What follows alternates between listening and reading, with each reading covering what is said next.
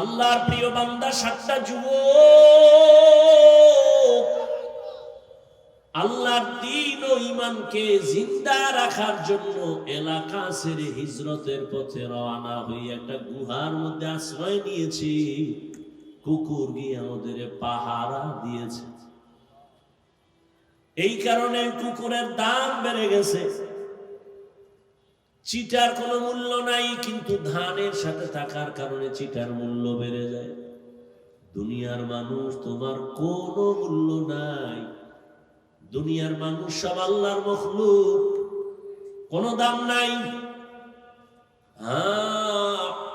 তোমার সম্পর্কটা যদি আল্লাহর প্রিয় বান্দার সাথে লাগায় দেয়, আল্লাহর প্রিয় বান্দাদের মতো তোমার মূল্য বেড়ে যাবে। ওরা জান্নাতে যাবে। আল্লাহ ওয়ালাদের সাথে যাদের সম্পর্ক, এরাও বিনা হিসাবে জান্নাতে যাবে।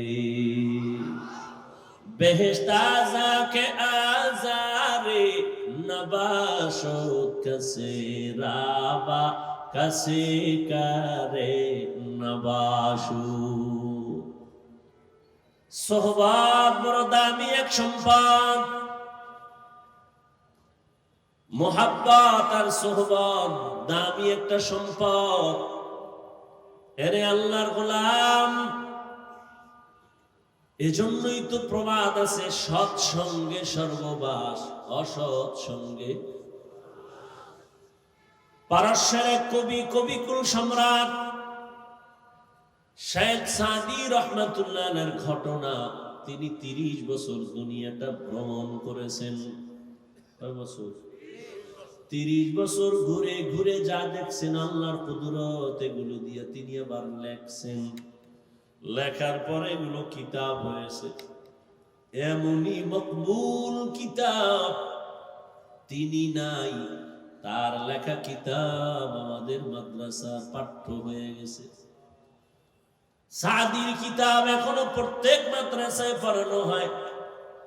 এমন পারস্যের কবি, ফার্সি ভাষার কবি, সুন্দর করে কবিতা লিখছেন ফার্সি ভাষায়। বুঝারও মানুষ কম, বুঝানোরও মানুষ কম। এখন তো ফার্সি নাই, এগুলো পরে কি লাভ হবে? সাদি রহমাতুল্লাহ আলাইহি তার কিতাবের মধ্যে একটা ঘটনা লিখেছেন।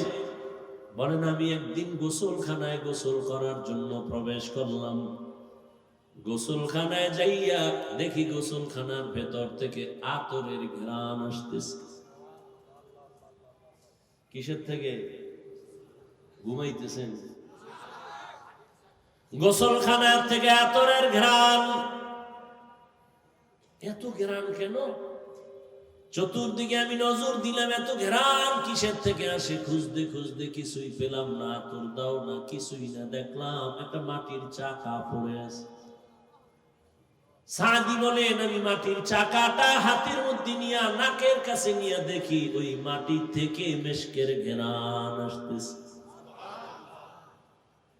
সাদি তার ভাষায়, কবিতার আকারে ফার্সি ভাষায় প্রশ্ন করলেন, গলে খুশবু ये दर हम्माम रोज़े रसीद अज़ दस्त महबूबे बदस्तम बदू गुफ्तम कि मिश्के या अबीरी के अज़बुए दिलावीज़े तुमस्तम बगफ्ता मन गले ना चीज़ बूदम वलेकिन मुद्दते बागल नशुस्तम जमाले हम नशी दरमन असुर कोर अगर नामन हुमा खाकम के हस्ताम। একদাস নামের আধারে বসিয়া হেরিনো মাটির ঢেলা হাতে নিয়ে শুকিয়ে দেখিলাম রয়েছে সুবাস মেলা। কহিল তাহারে কস্তুরী তুমি, ও গো তুমি কি আতর দাও? তোমার গায়েতে সুবাসে ভরা, ও গো তুমি কি গুলিস্তা? মাটি জবান দিয়ে আওয়াজ দিল, কহিল সব কিছু আমি নহি, আমি অতি নিচু মাটি, ফুলের সাথে থাকিয়া তাহার সুবাসে হইলাম খাঁটি।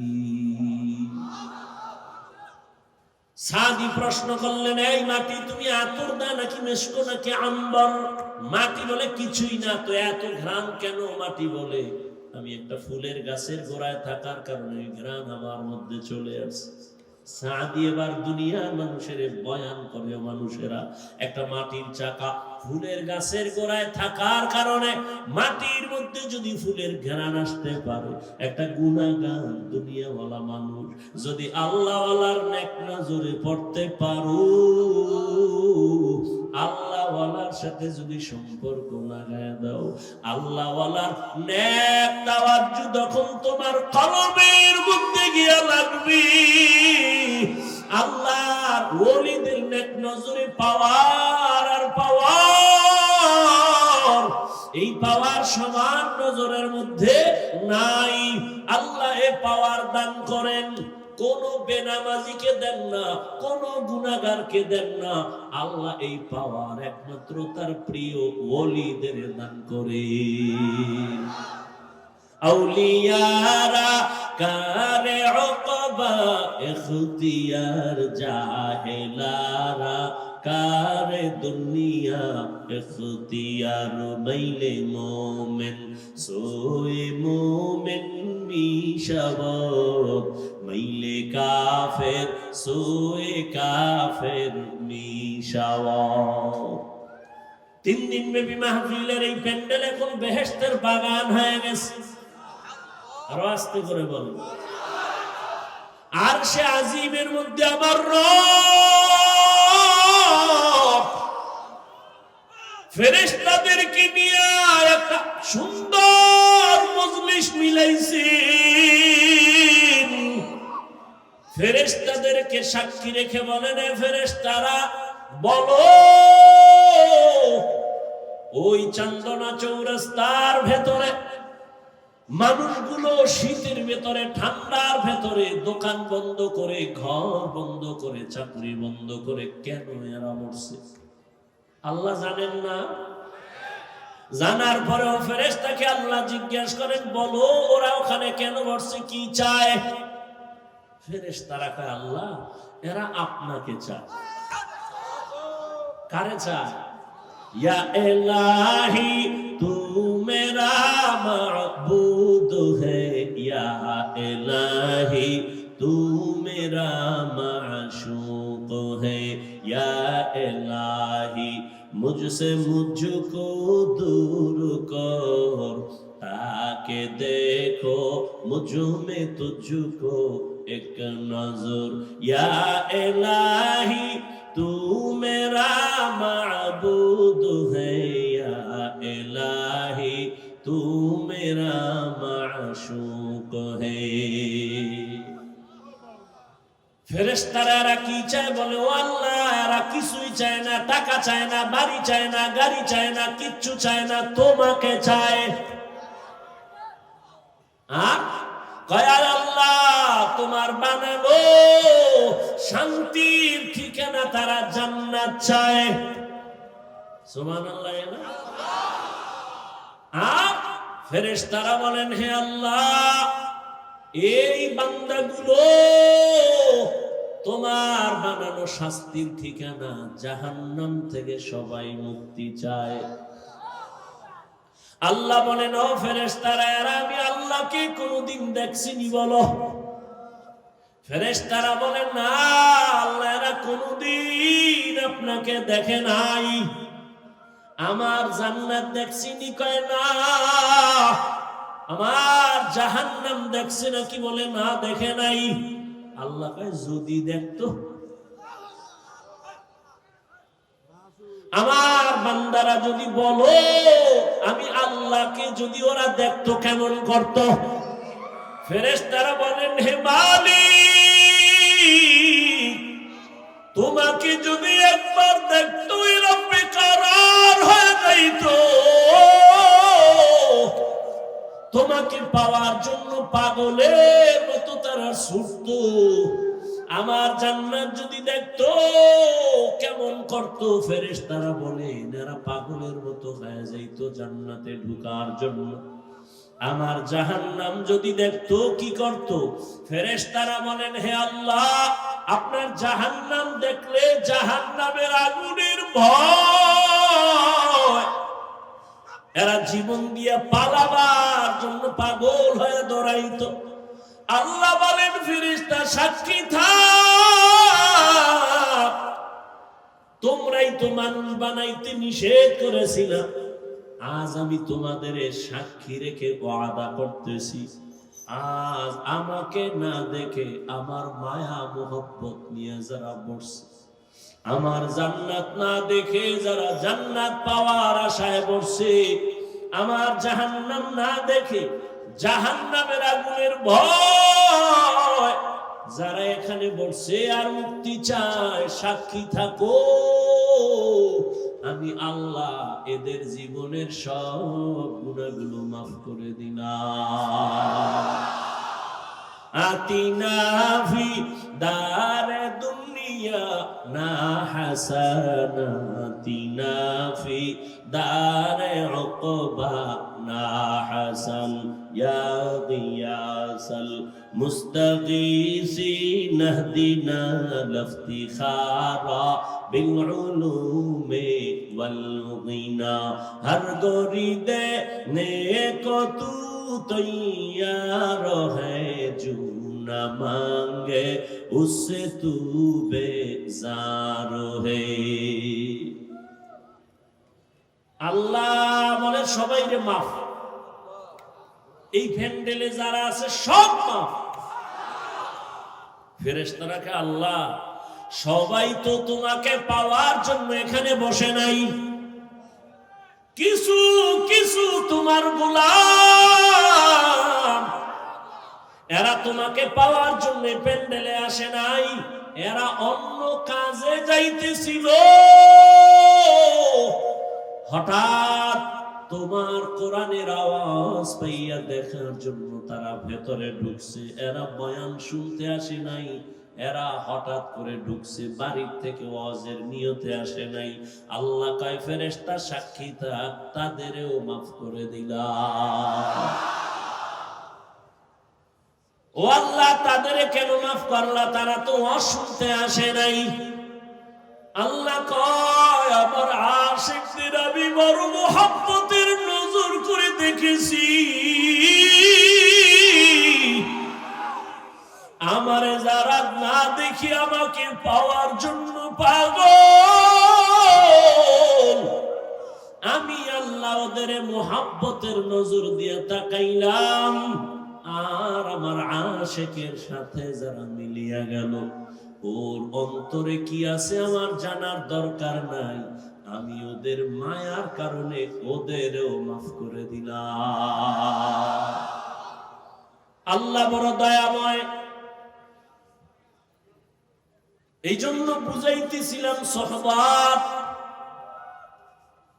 একটা মাটির চাকা, ফুলের গাছের গোড়ায় থাকার কারণে যদি মাটির মধ্যে ফুলের ঘ্রাণ আসতে পারে, একজন গুনাহগার বান্দা যখন আল্লাহর ওলিদের নেক নজরে থাকে, তখন তাদের মধ্যে কেন আখিরাতের ঘ্রাণ আসবে না? আমি প্রায় সময় উদাহরণ দেই, একটা গাঞ্জাখোর বেআমলওয়ালা বেনামাজি, ওর নজরের মধ্যেও কিন্তু পাওয়ার আছে। একটা বেনামাজি বেআমলওয়ালা হঠাৎ একটা দুধের বাচ্চার দিকে নজর দিয়ে কয় এত সুন্দর কেন, এটা বদ নজর। কি নজর? এত সুন্দর কেন? এই কথা বলা মাত্র বাচ্চাটা আস্তে আস্তে কেমন যেন দোষ লেগে গেল, শুকায় যায়, খানা খায় না, ঘুমায় না, রুচি নাই। ডাক্তার বলে এর কোনো রোগ নাই, মুরব্বীরা বলে কি হয়েছে, কয় বদ নজর, বদ নজর, বদ নজর। আসেনি? একটা গাঞ্জাখোর, একটা বেনামাজি, সুদখোর, ও যদি নজর দিলে বাচ্চার মধ্যে রিয়াকশন হয়, ওর নজরে যদি পাওয়ার থাকে, ওরে যারা আমার মাওলার খাঁটি গোলাম, আল্লাহর প্রিয় বান্দা যারা আল্লাহওয়ালা জাকিরিন, যারা জিকির করে, তেলাওয়াত করে, তাহাজ্জুদ পড়ে, সব সময় আমার আল্লাহর মহব্বত নিয়ে চলে, এই আল্লাহর খাঁটি ওলি যারা, এরা যদি আল্লাহর কোন দুনিয়াওয়ালা বান্দার দিকে নেক নজর দেয়, ওই দুনিয়াওয়ালা কেন আল্লাহর ওলির নজরে আখিরাতওয়ালা হবে না? হবে না? আল্লাহওয়ালার নজরের মধ্যে পাওয়ার। قال رسول الله صلى الله عليه وآله وسلم اتقوا فراسة المؤمن فإنه ينظر بنور الله। আল্লাহর নবী বলেন, এই দুনিয়ার উম্মতেরা, আল্লাহর প্রিয় বান্দা মুমিন, এদের স্পেশাল পাওয়ারকে তোমরা ভয় করিও, কারণ এরা যা দেখে তোমরা তা দেখো না। আল্লাহ তাআলা এদের পাওয়ার দান করেন, তুমি দেখবা না। আল্লাহর প্রিয় বান্দারা দেখেন, চামড়ার চোখ দিয়ে দেখে না, আল্লাহর দেওয়া নূরের আলো দিয়ে তারা অনেক কিছু দেখতে পায়। আল্লাহর দেওয়া নূরের পাওয়ার, আল্লাহ তাআলা এই পাওয়ার তার প্রিয় বান্দাদের দেন। কোন বেনামাজিকে এই পাওয়ার দিবেন না, সুদখোরকে দিবেন না, হারামখোরকে দিবেন না। এই পাওয়ার আল্লাহ মুত্তাকি যারা তাদেরকে দান করবেন, তাকওয়াওয়ালাদের এই পাওয়ার দান করবেন। এই জন্য আল্লাহর প্রিয় বান্দা যারা ওলি, যারা আউলিয়া, এদের নজরের মধ্যে পাওয়ার আর পাওয়ার আর পাওয়ার আর পাওয়ার আল্লাহ দান করেন। এই পাওয়ার দিয়া তারা এখানে থেকে বহু কিছু দেখতে পায়। পয়গম্বরের একজন সাহাবী ওমরে ফারুক রাদিয়াল্লাহু তাআলা আনহু, তিনি খুতবা পড়তেছেন। খুতবার ভেতরে হঠাৎ করে একটা অপ্রাসঙ্গিক একটা শব্দ উচ্চারণ করলেন, ইয়া সারিয়াতাল জাবাল, ইয়া সারিয়াতাল জাবাল, ইয়া সারিয়াতাল জাবাল। এই সারিয়া, পাহাড় পাহাড় পাহাড়, এ সারিয়া পাহাড় দেখো। ওমরের আওয়াজটা যেখান থেকে দিলেন মদিনাতুল মুনাওয়ারা, ওখান থেকে ওই সারিয়া 2000 কিলোমিটার দূরে ছিল ইরানে। কয় হাজার কিলোমিটার? 2000 কিলোমিটার দূর ইরানে তখন যুদ্ধ চলে। ওমর খুতবা পড়ার মাঝখান দিয়ে বলে, সারিয়া, পাহাড়টাকে কাছে রেখে যুদ্ধ চালাও, পাহাড়ের অপর দিকে দুশমন। সারিয়াকে জিজ্ঞাসা করা হলো, এই সারিয়া, ওমরের আওয়াজটা শুনছিলি? সারিয়া বলে, কাছে বসিয়া বললে যেমন শোনা যায় তেমনি শুনেছি।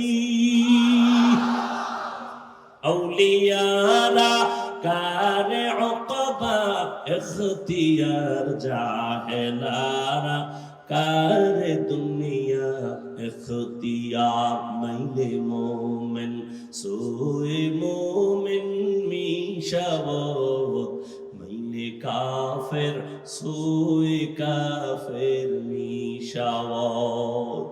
এই জন্য আল্লাহ তাআলা বলেন, ইয়া আইয়ুহাল্লাযীনা আমানুত্তাকুল্লাহ ওয়া কুনু মা'আস সাদিকিন। ও দুনিয়ার মুমিন, তুমি আমি আল্লাহকে ভয় করো, তাকওয়া অর্জন করো, আর আমার প্রিয় গোলাম যারা আমার ওলি, সাদিকিন, সালেহিন, এদের বন্ধু হইয়া থাকো। কেন?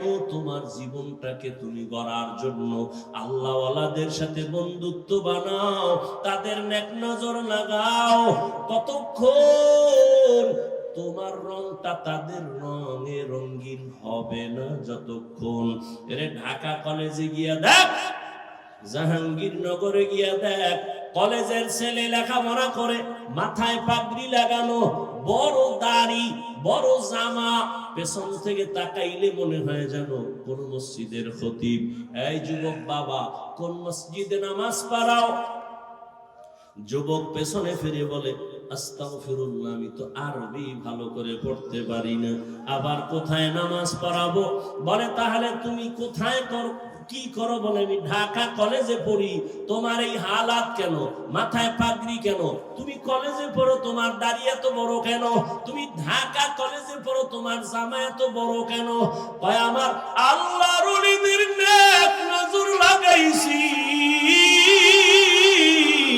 আল্লাহ ওয়ালাদের নেক সোহবত লাগাইছি। আল্লাহ ওয়ালারা যখন নেক নজর দিয়ে তাকায়, আল্লাহর রহমতের বৃষ্টি তার উপরে বর্ষণ হয়। আমি কলেজে পড়িয়াও আমি এক বেলার নামাজও বাদ দেই না। সোহবতে সালে তোরা সালে কুনাত, সোহবতে তালে তোরা তালে কুনাত জামানা, সোহবতে বা আউলিয়া বেহতের সদ সালাত আত বেরিয়া। আচ্ছা, আমাকে একটা সত্য কথা বলেন তো, আল্লাহকে সাক্ষী রেখে আমার যুবকদেরকে বলছি, শিক্ষিত বাবারা, এই যে প্যান্ডেলে বসছেন, দু চার কথা শোনার পরে আল্লাহকে সাক্ষী রেখে বলেন, আপনার দিলের মধ্যে কি একটু দাগ কাটছে, ধাক্কা লাগছে? মিথ্যা বললেন না, লাগছে? এই নগদ নগদ প্রমাণ। ওলামায়ে কেরামের সামনে বসলে যদি 1 ঘন্টার কারণে আপনার দিলের মধ্যে একটু ধাক্কা লেগে যায়, আমি তো আল্লাহর কসম করে বলি, যেই আল্লাহর বান্দা উলামায়ে আহলে হক আল্লাহ ওয়ালাদের সামনে 1 ঘন্টা না, বছরকে বছর, বছরকে বছর, বছরকে বছর আল্লাহ ওয়ালাদের সঙ্গে জীবন কাটাইবে, ওই আল্লাহ ওয়ালার নজরে আর বয়ানে ওর দিলের মধ্যে ধাক্কা লাগতে লাগতে লাগতে লাগতে এমন ভাবে ওর অন্তর থেকে দুনিয়া দূর হয়ে যাবে, ওই বান্দা তখন আমার আল্লাহর এমন আশিক হয়ে যাবে। ওই বান্দা হাঁটতে, চলতে, উঠতে, বসতে সব সময় তালাশ করবে আমার মালিক। ওই বান্দা খানা খাওয়ার ভেতরেও তালাশ করবে খানা কার দেওয়া নেয়ামত। বান্দা চিন্তা করবে, আমি খানা খাইতেছি, কিন্তু এই খানা আমার কে খাওয়াচ্ছেন? ওই মালিকের তো এখনো পর্যন্ত চিনলাম না। দুনিয়ার বাড়ি, গাড়ি, টাকা পয়সা সব আমি পাইলাম, আমার বাড়ি, আমার গাড়ি, আমার টাকা, আমার আমার আমার বলি, কিন্তু চিন্তা করিয়া দেখলাম মরার পরে যে কবর হবে, সেই কবরও কিন্তু আমার না। যেই কবরে আমাকে রাখবে, এই কবরও আমার না। আমার হাতে একটা ঘড়ি লাগানো আছে, আমি যদি মরিয়া যাই, একটা ঘড়ি খুইলা আর একজনের হাতে দিয়ে বলবে ঘড়ি আমার। তা আমার যা বলতেছি, আসলে আমিও তো আমার না। এরে দুনিয়ার আশিক, দুনিয়া নিয়ে ভাবতে ভাবতে ভাবতে ভাবতে তোমার ঘুমের মধ্যে দুনিয়া, নামাজে দাঁড়াইলো দুনিয়া। এজন্য শামসুল হক ফরিদপুরি রহমাতুল্লাহ আলাইহি বলে, দুনিয়াতে যত মানুষ দেখো সব পাগল পাগল পাগল, সব পাগল। কেউ টাকার পাগল, কেউ ক্ষমতার পাগল, কেউ নারীর পাগল, কেউ গাড়ির পাগল। কি দুনিয়ার সব পাগল, কেউ টাকার পাগল, কেউ ক্ষমতার পাগল, কেউ নারীর পাগল, কেউ গাড়ির পাগল। কথা বলেন না, সবাই কিন্তু পাগল। যে নারীর পাগল 24 ঘন্টা তার স্বপ্নে নারী নারী নারী। যে গাড়ির পাগল সে স্বপ্নের মধ্যে গাড়ি আর গাড়ি। যে বাড়ির পাগল উঠতে বসতে চলতে ফিরতে বাড়ি বাড়ি, আমার বাড়ি আমার বাড়ি আমার বাড়ি। যে ক্ষমতার পাগল সে ঘুমায়, ঘুমের থেকে উঠে সব সময় আমার ক্ষমতা, আমার চেয়ার, আমার চেয়ার। সবাই কি পাগল? সবাই কি? এই পাগলের মধ্যে আবার একদল আলাদা পাগল, এরা ক্ষমতার পাগল না, নারীর পাগল না, গাড়ির পাগল না, এরা একমাত্র আবার আল্লাহ তাআলার পাগল। কার পাগল? আমার কথা বুঝেননি? সবাই কি? সবাই কি? আমার কথা কারো প্রশ্ন থাকলে বলেন যে না কেউ পাগল না, সবাই পাগল না। নারীর পাগল, গাড়ির পাগল, টাকার পাগল, ক্ষমতার পাগল, চেয়ারের পাগল, ঠিক নেই? আর যে জিনার পাগল 24 ঘন্টার ফিকির কি ওইটা নিয়ে।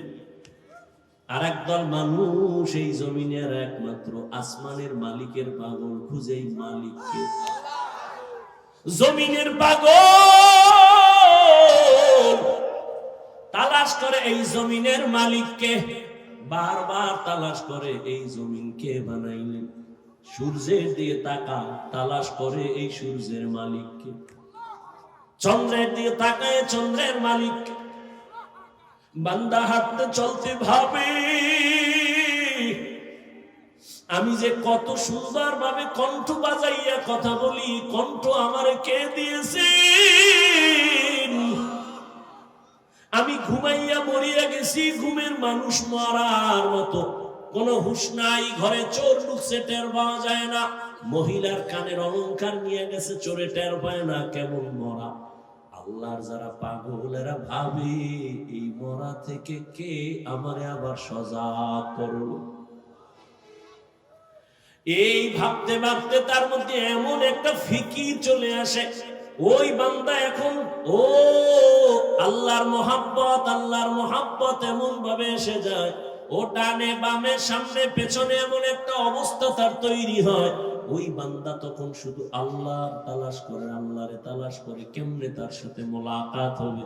আল্লাহর মহাব্বত নিয়ে ভাবে আমি তো বাড়ি পাইলাম, গাড়ি পাইলাম, টাকা পাইলাম, বিবি পাইলাম, সন্তান পাইলাম, কিন্তু এদের যিনি বানাইছেন তার সাথে তো এখনো পরিচয় হয় নাই। তার সাথে আমার পরিচয়ের দরকার। কোথায় পাবো? কয় যাদের সাথে পরিচয় আছে তাদের কাছে যাও, তারা হলো আল্লাহর বিশেষ বান্দা সাদিকিন। এদের সাথে যাইয়া তুমি আমার মালিকের সম্পর্ক লাগাও। ও বান্দা, তুমি অচেনা জায়গায় তুমি যদি যাও, একটা তোমার পরিচিত লোক পাও, তোমার কলিজাটা বড় হয়ে যাবে। অচেনা জায়গায় আমার কোনো টেনশন নাই, আমার এক বন্ধু পেয়ে গেছি। ও বান্দা, ওই বন্ধু তোমারে বলবে কোনো টেনশন করিও না, তুমি বসো, নাস্তার আয়োজন করি, খানার আয়োজন করি। ঠিক বাবা, তোমার আমার অচেনা জিন্দেগি মরণের পর শুরু হয়ে যাবে। আমার আল্লাহকে যদি বন্ধু বানাইয়া যাও, ওই কবরেও কোনো চিন্তা নাই, হাসরেও চিন্তা নাই। কোনদিন আল্লাহ পাক তোমাকে তো পার করায় জান্নাতের ময়দানে নিয়ে যাবেন। ওই আল্লাহর সাথে সম্পর্ক তৈরি করানোর জন্যই হলো আল্লাহ ওয়ালাদের এই আওয়াজ আর এই বয়ান। আমাদের বয়ান কি? তুমি দুনিয়ার কাজ করো। যেমন একজনে দুনিয়া দুনিয়া কইরা নামাজে দাঁড়াইলো, তার খেয়াল দুনিয়া। কথা ঠিক না? আল্লাহ ওয়ালাদের কাজ হলো তুমি দোকানদারি করো, কিন্তু আল্লাহর সাথে এমন ভাবে সম্পর্ক তৈরি করো যে দোকানে থাকলেও তোমার অন্তরে থাকবে আল্লাহ আল্লাহ আল্লাহ। বান্দা, তুমি ঘুমাইতে গেলেও তোমার অন্তর থাকবে আমার মালিকের জন্য বেকারার। তুমি যেখানে যাও, তুমি যেখানেই যাও না কেন, সেখানেই তুমি চিন্তা করবা আমার আল্লাহ। আমি কোথায় যাই, কি করি, কি কল্পনা করি, মনে মনে কি করি, সব আমার কে জানেন? আমার আল্লাহ। আমার আল্লাহকে বাদ দিয়ে আমার চলার কোনো উপায় নাই। বান্দার এই হালাতটা তৈরি হওয়ার জন্য উলামায়ে কেরামের সোহবত ছাড়া কোনো পথ নাই। এরে আল্লাহর বান্দারা, আল্লাহর ভয় তাকওয়া অন্তরে জমা করো। আল্লাহর ভয় না থাকলে কোনদিন কোন বয়ানের দ্বারা মানুষের অন্তর সোজা হবে না। গুনাহ থেকে বাঁচার উপায় নাই। আল্লাহর ভয়ের নাম তাকওয়া। আর এই তাকওয়া অর্জন করার জন্য লাগবে আল্লাহ ওয়ালাদের নেক নজর। নেক নজর যখন লাগবে, তখন অন্তরে আল্লাহর ভয় চলে আসবে। তখন গুনাহ করতে গেলে বাধা হবে। আরে আমি গুনাহ কেন করব? এই শাস্তি তো সহ্য করা যাবে না। আরে আল্লাহর বান্দা, ও আমার যুবক, তুমিও মুসলমান, আমিও মুসলমান। তোমার আমার আল্লাহ দুই না এক? তোমার আমার নবী, তোমার আমার কোরআন, তোমার আমার কাবা, তোমার আমার ধর্ম, তোমার আমার কালেমা। দুনিয়াতে আসছি তাও এক, বিদায় বেলা কাফন হবে সবার এক, তিনটা না কারো একটা বেশি। সবার বেলায় 3 কাফন, কবরের সাইজও হবে এক, কাফনের কালার হবে এক। ও আল্লাহর বান্দা, কবরে রাখার পরে বিদায়ের পর ওই কবরে প্রশ্ন হবে 3টা, তাও এক। কে তুমি, ধনী না গরিব, আলেম না মূর্খ, জানার দরকার নাই। 3 প্রশ্নের জবাব দাও। রবের পরিচয় দাও, ধর্মের পরিচয় দাও, রাহমাতুল লিল আলামিনের পরিচয় দাও। রহমতের নবী বলেন, যারা জবাব দিবে তাদের কবর হবে রওজাতুম মির রিয়াজিল জান্নাহ, আর যারা জবাব দিতে পারবে না তাদের কবর হবে হুফরাতুম মিন হুফারিন নার। এরে আল্লাহর বান্দা, কে পারবে কবরের প্রশ্নের জবাব দিতে? হুজুরেরা পারবে, কোনো গ্যারান্টি নাই। যদি হুজুর পারার গ্যারান্টি থাকতো, জান্নাতের সার্টিফিকেট পাইলেন 10 জন সাহাবা, এর মধ্যে প্রথম হলেন আবু বকর। আজীবন কান্না কান্না কান্না, আল্লাহর আদালতে কেমনে দাঁড়াইয়া জবাব দেব? ও আমার যুবক বাবারা, আবু বকরের মতো বান্দা যদি আল্লাহর আযাবের ভয়ে, হাসরের মাঠের ভয় যদি কান্না করে, ওমরে ফারুকের কান্নার আওয়াজ, উসমানের কান্না, আলীর কান্না, সাহাবায়ে কেরামদের কান্না রাদিয়াল্লাহু আনহুম আজমাইন, তাদের কত সুন্দর আমল, কত সুন্দর ইখলাস, তাকওয়া, নামাজ, তেলাওয়াত আর জিকির, তাদের তুলনায় তো আমি মানুষের কাতারেই নাই। আমার নামাজ নাই, তেলাওয়াত নাই, রোজা নাই, তাকওয়া নাই, ইখলাস নাই। এদের তুলনায় আমার হালাত দেখলে মনে হয় আজীবন গলায় রশি লাগায় কান্না করা উচিত। অথচ নিজেও কাঁদি না, কেউ যদি কান্না করে তাও পছন্দ করি না। চোখের পানি ছাড়া জাহান্নামের আগুন ঠান্ডা করা যাবে না। ও আমার যুবক বাবারা, একটু নিয়তটা পরিবর্তন করো। তোমার মতো কত যুবক স্কুলে পড়ে, কলেজে পড়ে, জেনারেল লাইনে চাকরি করে, ব্যবসা করে, নামাজ ছাড়ে না? নাই? রাস্তায় গাড়ি চালায়, নামাজ ছাড়ে না। বলো বাবা, তুমি কেন নামাজ পড়তে পারো না? আমি তো এতক্ষণ বয়ান কইরা বলি নাই হুজুর হও, একবারও বলি নাই 5 কল্লি টুপি লাগাও, কওমি মাদ্রাসায় যাও, তাবলিগে যাও, পীরের কাছে মুরিদ হও, তাও বলি নাই। আমি বলছি আল্লাহ ওয়ালাদের নেক নজর লাগাও। তবে তুমি স্কুলে পড়ো, কলেজে পড়ো, চাকরি করো, ব্যবসা করো, বাধা নাই। তুমি ডাক্তার হও, ইঞ্জিনিয়ার হও, প্রফেসর হও, ব্যবসায়ী হও, চাকরিজীবী হও, তবে খবরদার মা বাবা, পীর, আল্লাহওয়ালা আর উলামায়ে কেরামার, শিক্ষকের কখনো বেয়াদবি করে বর্তমান নিবা না, তো জীবন ধ্বংস হয়ে যাবে। এবার দেখো, তোমার মতো যুবক মা বাবার দোয়া নিয়া, শিক্ষকের দোয়া নিয়া, উলামায়ে কেরামের পরামর্শ নিয়া স্কুল কলেজে পড়ে রে, আবার পুলিশ বিডিআরের চাকরি করিয়াও নামাজ পড়ে আসেনি। ওরা যদি পারে, তুমি কেন পারো না রে বাবা? তোমার কপালে কার বরদোয়া লাগাইছো, কার অভিশাপ লাগাইলা রে বাবা? এরপরও জেনারেল লাইনে থাইকে নামাজ ছাড়ে না, দাড়ি কাটে না, বলো তুমি কেন পারো না? তোমার কপাল বড় মন্দ। এখনো সময় আছে, তওবা করে নাও, আল্লাহর কাছে ক্ষমা চাও মনে মনে। জীবনে গুনাহ তো কম করো নাই, মনে চাইছে দাড়ি কাটবা, কেটে ফেলছো। মনে চাইছে নামাজ পড়বা না, পড়ো নাই। মনে চাইছে তোমার পার্কে যাবা, দৌড়ায় এনেছো। মনে চাইছে তুমি সারা রাত মোবাইলে গুনাহ দেখবা, দেখছো। এখনো কি তওবা করবা না? এখনই কি ফিরবা না? আর কতদিন তোমার গুনাহ করা লাগবে? আর কত দাড়ি কাটার পরে তোমার আশা পূরণ হবে, তারপরে তওবা করবা? আর কতবার নামাজ বাদ দিলে তোমার মনের আশা পূরণ হবে, তারপরে তওবা করবা? আর কত আলেম ওলামার বিরোধিতা করলে তোমার মনের আশা পূরণ হবে, তারপরে তওবা করবা? আর কত মোবাইলে সারা রাত গুনাহ দেখলে তোমার আশা পূরণ হবে, তারপরে তওবা করবা? আর কতবার দাড়ি কাটলে তোমার মনের আশা পূরণ হবে, তারপরে তওবা করবা? তবে এটাও তুমি ভাবিও, তোমার হায়াতের বাকি কত। মহামারী করোনায় যুবকের লাশ, ছাত্র জনতার আন্দোলনে যুবকের লাশ, পানির নিচে, গাড়ির নিচে, ঘুমের বিছানায় যুবকের লাশ।